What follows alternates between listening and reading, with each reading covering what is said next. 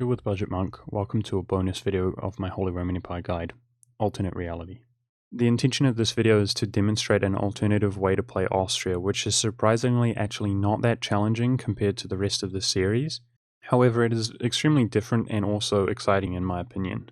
The footage that you're viewing throughout the course of this episode is resourced from one single game. It was actually a one-shot attempt. I could have possibly done better with multiple attempts. However, I was just chilling, using many of the strategies and tips laid out in the first episodes throughout the series to just have a general good game here. However, instead of actually reigning in northern Italy, I am going to allow Italy to defect from the empire and actually conquer Italy, beginning with the provinces which are outside of the empire initially.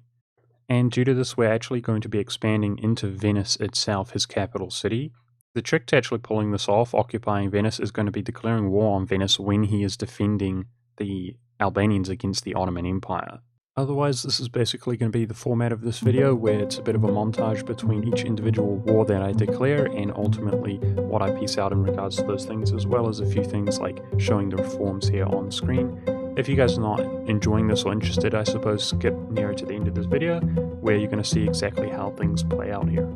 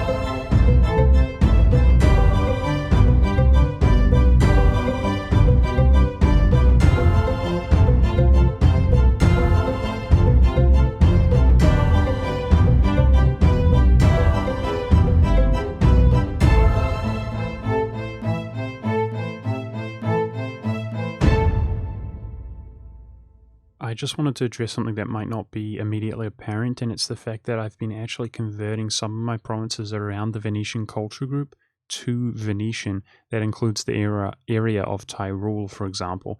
I've also gone ahead and flipped my capital city to Venice itself, and by stating up these territories and owning them in totality, as well as actually collecting trade here in Venice, this is going to dramatically improve my strength overall as the nation of Austria, especially economically.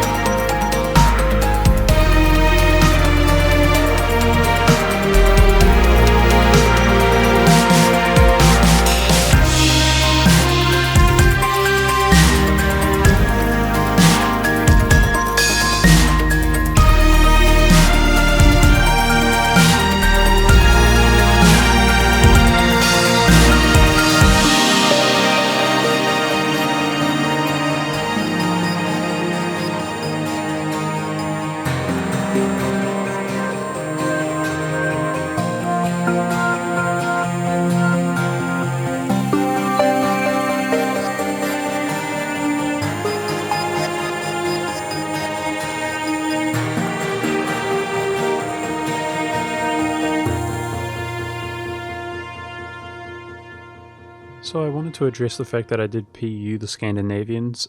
This war actually slowed down the overall revoke, as you may have expected.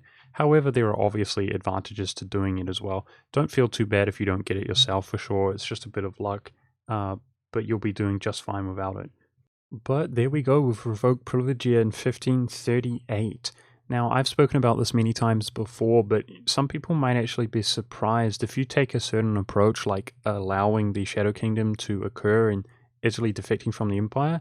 It actually, in my opinion, it can become easier to ultimately revoke, due to the fact that you can add that land back. However, it just means that the ultimate revoke is less valuable, if you will.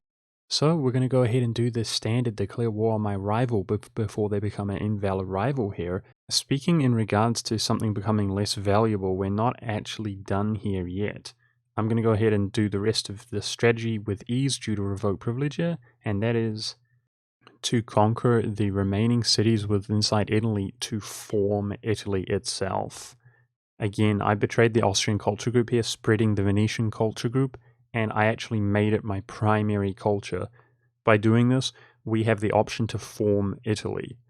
So despite Italy being having defected from the empire, this is an extremely interesting way to play, in my opinion. It means that you get partial acceptance of the entire Italian culture group, which obviously has its bonuses, including the fact that you can core up those provinces extremely quickly. The dynamic with the culture I find really interesting because naturally as Austria, if you expand outwards of the Holy Roman Empire while subjugating the rest of the Germans, it actually means effectively that your cultural group is relatively weak despite being one of, if not the strongest in the entire game, the enlarged German group.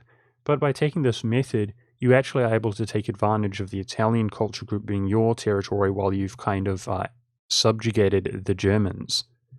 It also allows you to flip your capital city to Rome itself, which now means we collect in Genoa, and however, due to my previous shenanigans, if we use a merchant to collect in Venice, we dominate both trading nodes. Of course, we are the emperor, and this allows us to occupy Rome without actually having the drawbacks in regards to the modifiers of occupied Rome because we are Italy itself.